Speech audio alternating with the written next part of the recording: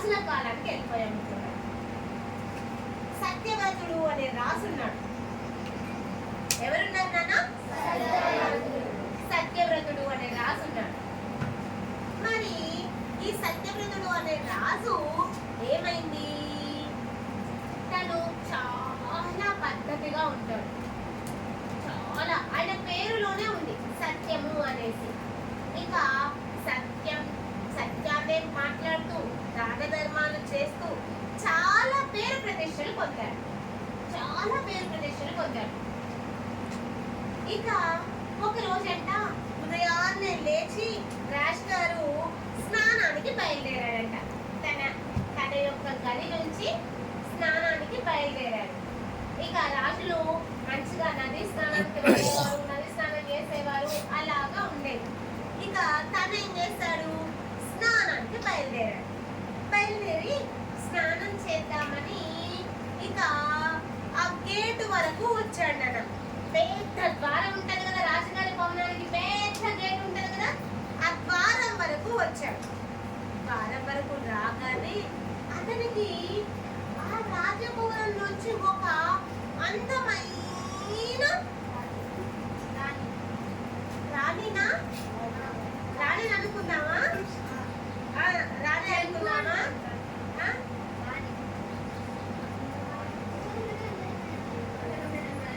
అందమైన ఒక స్త్రీ, అందంగా ఉంది ఎంత అమ్మాయి, అందమైన అమ్మాయి ఆ రాజ్యంలోంచి బయటకు వెళ్తున్నారు. ఆ గేట్ దగ్గరికి వెళ్తుంది, బయటకు వెళ్ళిపోదాం. అయితే ఈ రాజుగారు చూసి, అమ్మా ఎవరమ్మా నీవు? నా రాజ్యంలోంచి బయటకు ఇక్కడి నుంచి వెళ్ళిపోతున్నావు, ఎవరు నువ్వు అన్నాడు. అయ్యా మహారాజా, నేను ధనలక్ష్మిని. నేను ఎవరంట? ధనలక్ష్మి అంటే ఎవరా? డబ్బు, ఆ రాజ్యంలో ఉన్న ధనలక్ష్మిని. నేను ఇంతకాలం నీ దగ్గర ఉన్నాను, ఇప్పుడు నాకు ఇక్కడ ఉండాలని లేదు, సరదాగా వేరే వెళ్ళిపోవాలనుంది, ఈ రాజ్యం నుంచి వెళ్ళిపోవాలనుంది అనేసి అన్నదంట. అంతే కదా నాన్న, ధనం వెళ్ళిపోయిందంటే మన దగ్గర డబ్బులు ఉంటాయా? ఉండవు. అయితే రాజుగారు మరి తన రాజ్యం నుంచి ధనం పోతుంది, అప్పుడు ఏం చేయాలి? ఆపాలి కదా నాన్న. కానీ రాజు అనలే. ధనం పోతా అంటే ఆపలేదు రాజుగారు.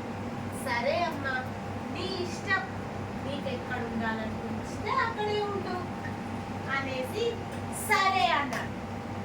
ఆ రాజుగారికి ఏం చేస్తుంది? ధనలక్ష్మి బాయ్ అని చెప్పి వెళ్ళిపోయింది. వెళ్ళిపోతా అని వెళ్ళిపోయింది. సో రాజుగారికి ధనం అనేది లేదు, పోయింది అని అర్థం. ఇక కొంచెం సరే అయితే మళ్ళీ అని అనుకున్నాడు. పెద్దగా అనేవి ఫీల్ అవ్వలేదు. సరే అని అనుకున్నాడు. ఇక ఆ వెంటనే ఇంకొక అందమైన దివ్య పురుషుడు, అంటే జెంట్ బాయ్, అందంగా ఉన్నాడు. తను కూడా రాజ్యంలోంచి బయటకు వచ్చాడు. రాజుగారి దగ్గర గేట్ దగ్గర వెళ్ళబోతుంటే రాజుగారు మళ్ళీ ఆపాడు. ఆపి, అయ్యా మీరెవరు అని అడిగాడు. ఇప్పుడు ఎవరో తెలుసా? ఆయన ఎవరో తెలుసా? అందంగా ఉన్నాడు. మరి ఎవరో తెలుసా? కాదు, నేను దానాన్ని అన్నాడు. దానం అంటే మన దానగుణం. మనము ఇవ్వడం. అయితే దానాన్ని ధనము లేని చోట దానం ఎలా ఉంటది? ధనమే లేదు, డబ్బులు లేవు, మీ దగ్గర ఏమి లేవు, ఇంకెలా దానం చేస్తారు? వేరే వాళ్ళకి చేయగలుగుతారా? చేయలేం కదా. కాబట్టి ధనము లేని చోట దానము ఉండదు కదా, కాబట్టి నేను కూడా వెళ్తానయ్యా అని అన్నాడు. అర్జెంట్ కదా అన్నాడు. రాజుగారు సరే మీ ఇష్ట ప్రకారమే కానివ్వండి, వెళ్తాను అంటే వెళ్ళండి అనేసి సాధారణంగా రాజుగారు పంపించేశారు. ఇక మరి కొంత సమయానికి వెంటనే రాజుగారిగా గుమ్మన్న కలిసి గేదెలకు వచ్చే లోపల ఇక ఇద్దరు వెళ్ళిపోయారు. నిమ్మకాయన గబ గబ గబ గబ గబ గబా పరుగు పరుగున వచ్చారు. వచ్చేసి నేను వెళ్తానయ్యా మహారాజా అని అనుకుంటూనే వచ్చారు. అవునా, ఎవరు నువ్వు, మీరెవరండి? ఇప్పటి వరకు ఇద్దరిని చూశాను, ఇప్పుడు మీరెవరండి అనేసి అన్నారు. అయ్యా నేను సదాచారాన్ని, గుడ్ బిహేవియర్, గుడ్ అంటే గుడ్ కల్చర్, గుడ్ కల్చర్, సదాచారం.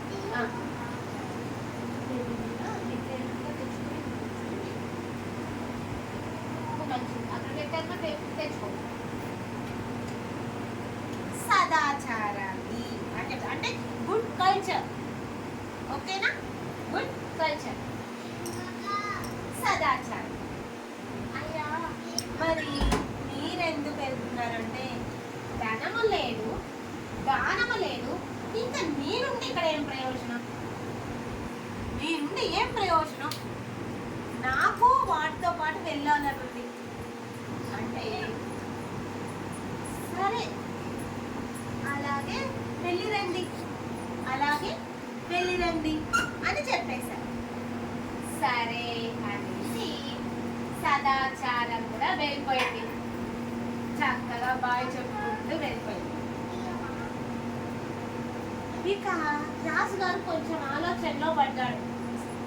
ధనం పోయినా పర్లేదు, దానం సరే, సదాచారం కూడా వెళ్ళిపోయింది అనేసి కొంచెం ఆలోచనలో పడ్డాడు. అయినా పెద్దగా ఫీల్ అవ్వలేదు నాన్న. ఆలోచనలో పడ్డాడు తప్పించి ఫీల్ అవ్వట్లేదు. వాళ్ళు వెళ్ళిపోయినందుకు బాధపడట్లేదు.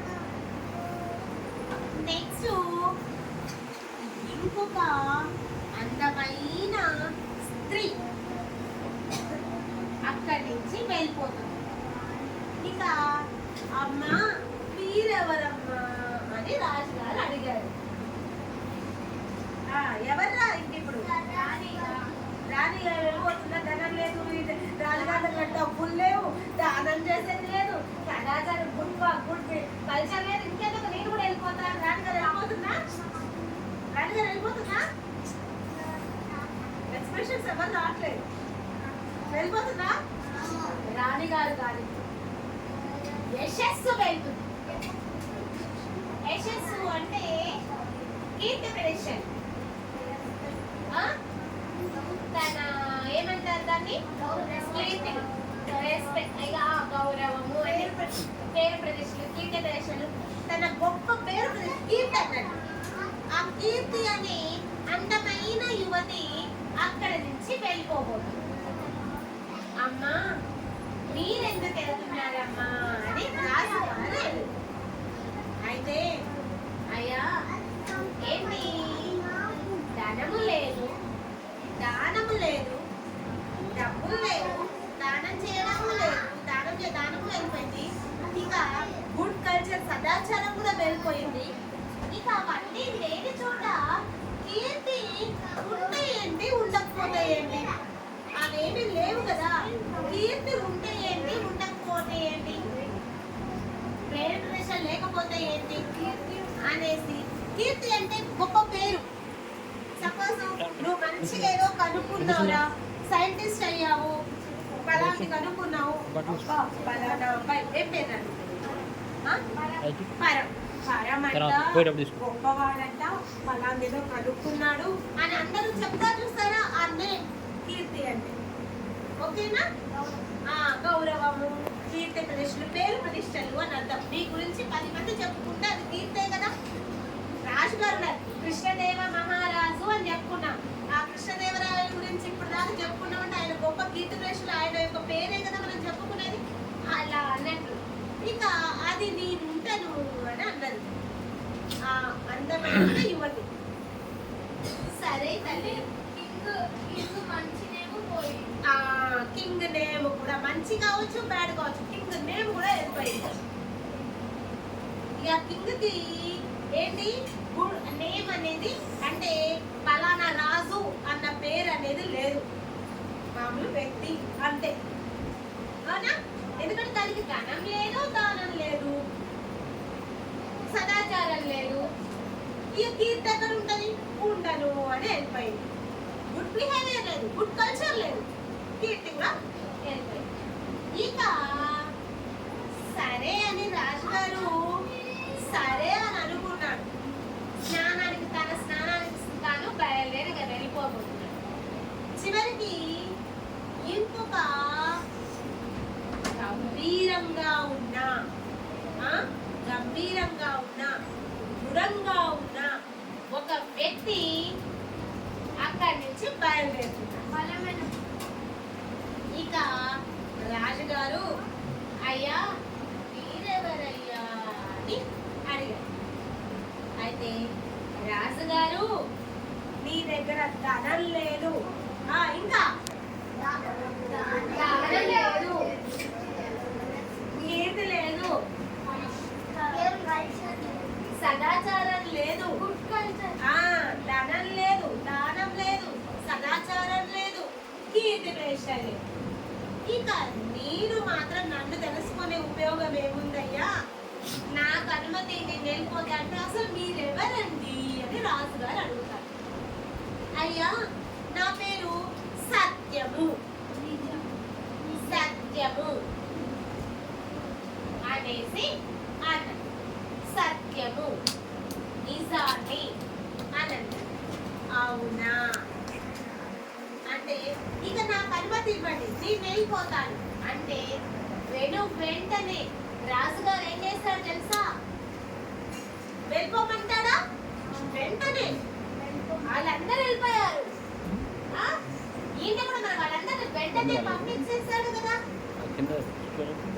వెంటనే రాజుగారు ఏం చేస్తాడు?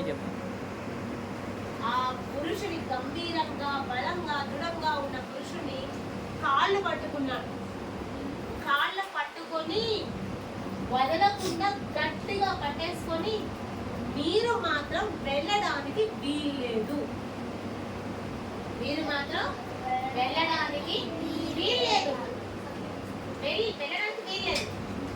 నాకు ధనం అక్కర్లేదు, దానం అక్కర్లేదు, దానం వద్దు, గుడ్ కల్చర్ లేకపోయినా పర్లేదు, అది లేకపోయినా పర్లేదు, పేరు ప్రతిష్టలు లేకపోయినా పర్లేదు, గొప్ప పేరు ప్రతిష్టలు లేకపోయినా పర్లేదు, కానీ సత్యం ఉంటే చాలు, నిజం ఉంటే చాలు, ఇంకా నాకు ఇంకేమీ అవసరం లేదు అని చెప్తాను. నిజం ఉంటే చాలు అని అంటారు. ఇక సరే కాళ్ళు పట్టుకొని వదలటం లేదు కదా, చెయ్యి వదిలేసే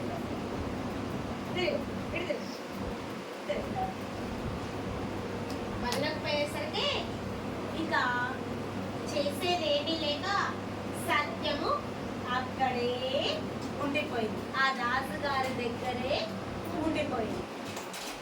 ఇక ఈ స్టోరీ ఇంతటితో సమాప్తం. ఎందుకంటే సత్యాన్నే కోరుకున్నాడు రాజుగారు, మిగతా అన్ని వెళ్ళిపోయాయి. ఈ స్టోరీ ఇంతటితో సమాప్తం అయ్యేది కానీ కాలేదు, సమాప్తం కాలే, క్లోజ్ అవ్వలేదు స్టోరీ. వినండి, పార్ట్ 2 కాదు, సినిమాలో పార్ట్ 1 పార్ట్ 2 అంటే ఇక్కడ పార్ట్ 2 కాదు. సత్యాన్ని పట్టుకొని అలాగే ఉన్నాడు మహారాజు గారు. ఉన్న తర్వాత ఏమైంది? ఇక పరుగున ఎవరు వచ్చారో తెలుసా? గబా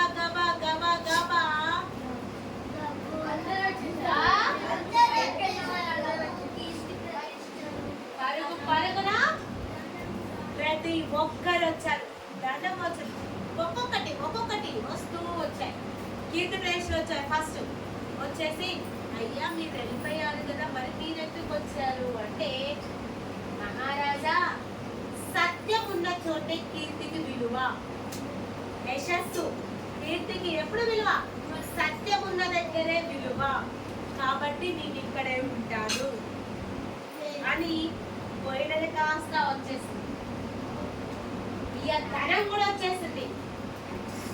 సత్యంతో ఉన్న వాళ్ళ దగ్గర ధనం ఉంటే ఆ ధనాన్ని మంచికి ఖర్చు పెడతారు కాబట్టి నాకు విలువ అవుతుంది అని ధనం వచ్చేసింది. ధనం ఉన్న చోటే దానం ఉంటాను, నేను ఇక్కడే ఉంటాను అని దానం కూడా వచ్చేసింది. నెక్స్ట్ సదాచారం వెళ్ళిపోయింది కదా, సదాచారం కూడా వచ్చి ధనము దానము కీర్తి ఎక్కడ ఉంటుందో సదాచారం అక్కడే ఉండాలి. అవి లేని చోట నేను సదాచారం ఉన్నా కానీ అది దురాచారం అవుతుంది, బ్యాడ్ అయిపోద్ది. సత్యం లేని చోట సదాచారం ఉంటే బ్యాడే కదా నాన్న, అవునా? కాబట్టి ఆ సత్యం మాట్లాడే వాళ్ళతో మనతో లేకపోతే మనమున్న చెడ్డవాళ్ళనే అంటారు. బ్యాడ్ ఉన్న వ్యక్తుల దగ్గర మనం ఉన్నా మనల్ని కూడా వాళ్ళతో కలిపి చెడ్డవాళ్ళే అంటారు, అవునా? కాబట్టి సత్యం ఉన్న చోటే ఉంటాను అనేసి ఆ సదాచారం కాస్త ధనము దానము ఎక్కడైతే ఉన్నాయో నేను అక్కడే ఉంటాను అనేసి ఈ యశస్సు కీర్తి ప్రతిష్టలు కావాలి అంటే ఈ సత్యము ఉంది. సత్యము, ధనము, దానము, సదాచారం ఈ 4 స్తంభాలుగా ఉన్న కోటకే కీర్తి ఉంటుంది. కాబట్టి యశస్సు దానికే విలువ. ఈ 4 సత్యం ఉంటేనే మిగతా ఏ ఒక్కటి అయినా సత్యంతోనే ఉంటాయి. అప్పుడే వాటి యొక్క విలువ పెరుగుతుంది. లేని చోట, సత్యము లేని చోట విలువ ఉండదు అనేసి వెళ్ళిపోయినే కాస్త తిరిగి వచ్చాడు. ఓకేనా? కాబట్టి సత్యాన్ని ఎప్పుడు పట్టుకొని ఉండండి, సత్యాన్ని వదలొద్దు, నిజమే మాట్లాడండి, నిజమే చెప్పండి. ఓకేనా? నిజమే మాట్లాడండి, నిజంగానే ఉండండి. అప్పుడే దాని యొక్క విలువ. మన పక్కన మనము ఎంతమంది ఎగ్జాంపుల్ గా అందరూ మంచిగా ఉన్న దగ్గర మనం వెళ్తే మనం కూడా మంచి మనలో ఏమైనా చెడ్డ గుణాలు ఉన్నా పోతాయి నాన్న, మనం కూడా వాళ్ళలాగానే అయిపోతాం. సత్సంగం, అందుకే సత్సంగం ఉండాలి అని చెప్పేది. అందరూ మంచిగా ఉన్న దగ్గర మనం కూడా కలిస్తే మనం కూడా మంచిగా తయారవుతాం. మనలో ఏమైనా చెడ్డ గుణాలు ఉన్నా వాళ్ళతో సన్నిహితం వల్ల మనము మంచి వాళ్ళం అవుతాం. అదే బ్యాడ్ కల్చర్ ఉన్న దగ్గర ఉన్నాం అనుకోండి నాన్న, మనం ఎంత గుడ్ గా ఉన్నా ఒకనొక స్టేజ్లో మనం ఏమవుతాము, వాటి కనుక అట్రాక్ట్ అయిపోతే మనం అట్రాక్ట్ అయినా కాకపోయినా బ్యాడ్ కల్చర్ దగ్గర ఉంటే మనం ఎంత నీతిగా ఉన్నా కానీ వాళ్ళతో పోల్చి మనల్ని తక్కువ చేస్తారు. అట్రాక్ట్ అయినా కాకపోయినా వాళ్ళతో మనల్ని పోల్చి ఫలానా వాళ్ళతో ఉన్నావు అని వాళ్ళతో మనల్ని పోల్చి ఏం చేస్తారు, మన క్యారెక్టర్ని తక్కువ చేస్తారు, మనల్ని విలువలేని వాళ్ళలాగా చేస్తారు. కాబట్టి మనం ఉండే వాతావరణము ప్రశాంతమైన వాతావరణం ఉండేసి మంచి వాళ్ళ దగ్గర ఉండడానికి ప్రయత్నం చేయండి. మన ఫ్రెండ్స్ కావచ్చు, స్కూల్లో మన ఫ్రెండ్స్ కావచ్చు, మన కొలీగ్స్ కావచ్చు, మీరు పెద్దవాళ్ళు అయిపోయిన తర్వాత ఉద్యోగాలకు వెళ్ళిన తర్వాత మన కొలీగ్స్ కావచ్చు, మనం ఉన్న వ్యక్తులను బట్టి మనల్ని డిసైడ్ చేస్తూ ఉంటారు. కాబట్టి మనము మంచిగా ఉండడానికి ట్రై చేయండి. మీరు చిన్న పిల్లలు కాబట్టి మీరు దీన్ని అలవర్చుకుంటే పెద్దవాళ్ళు అయిన తర్వాత మీరు అలాంటి తప్పులు చేయరు. మీరు ఇప్పుడు తప్పులు చేయరు నాన్న, మీరు పిల్లలు ఎప్పుడు తప్పులు చేయరు. తెలిసి తెలియక చేసిన దాన్ని వదిలేయాలి. పెద్దవాళ్ళు ఎవరైనా వదిలేస్తాం. చెప్పింది మీరు ఇప్పుడేదో చేస్తారు ఇప్పుడేదో అవుతుందని కాదు. పెద్దవాళ్ళు అయిపోయిన తర్వాత ఫ్యూచర్ను దృష్టిలో పెట్టుకొని చెప్తున్నాను. జాబ్స్కి వెళ్ళిన తర్వాత మీరు మంచి వాతావరణంలో ఉండండి, మంచి స్నేహితుల్ని ఏర్పరచుకోండి. పెద్దవాళ్ళు అయిన తర్వాత మీ పక్కన మీరున్న ఏరియా చుట్టుపక్కల ఉన్న వాళ్ళందరూ గుడ్ కల్చర్ ఉన్న దగ్గర మీరు ఉండండి. బ్యాడ్గా ఉన్న దగ్గర ఉంటే మనం ఎంత గుడ్గా ఉన్నా మనల్ని బ్యాడ్ అనుకుంటారు. కాబట్టి గుడ్ కల్చర్ ఉన్న దగ్గర ఉండడానికి ప్రయత్నం చేయండి. ఓకేనా? అలాగే అమ్మాయిలు